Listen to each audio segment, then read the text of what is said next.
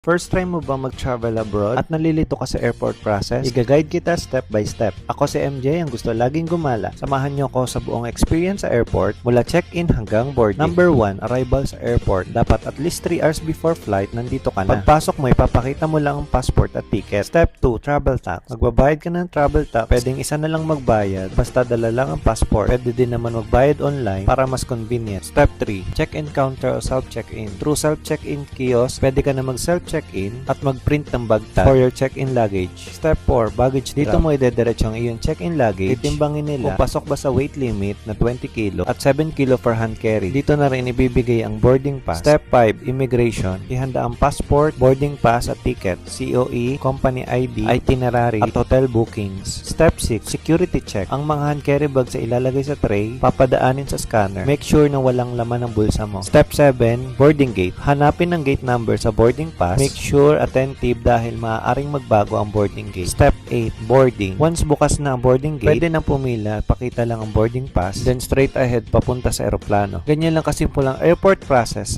Follow for more.